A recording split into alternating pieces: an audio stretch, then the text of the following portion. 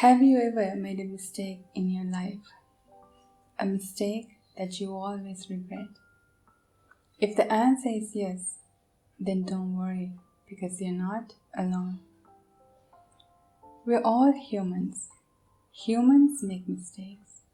That's the nature of humans. But when we make mistakes, we are overcome by regret.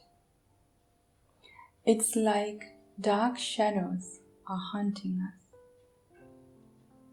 When something scary hunts us, we tend to run away from it. We tend to hide from it. Our past mistakes are like that.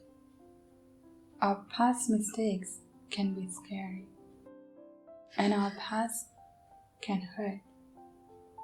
But the way we see it, you can either run from it, hide from it, or learn from it. You can learn from your mistakes. Turn your wounds into wisdom.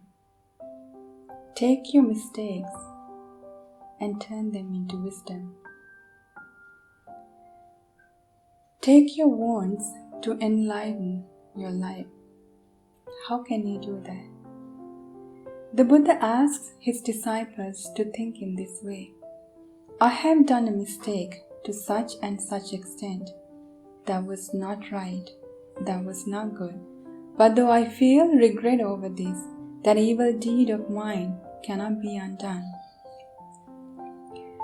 The Buddha asks his disciples to think in this way. I have done a mistake to such and such extent.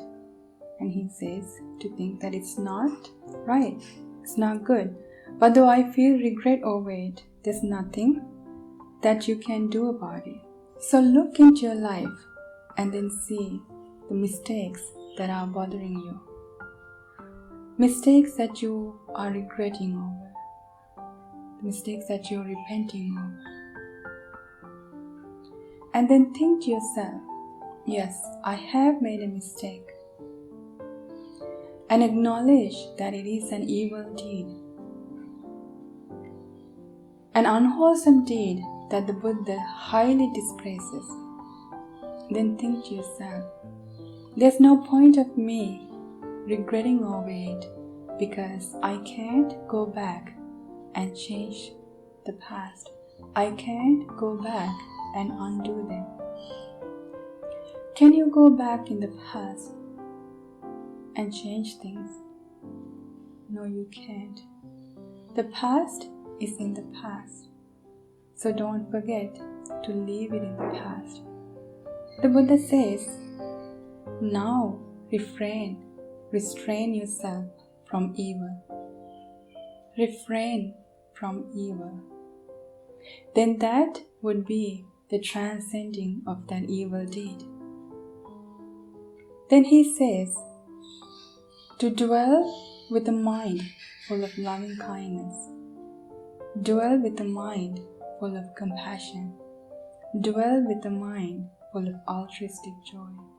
Be happy by looking at the other person's success. Don't be jealous.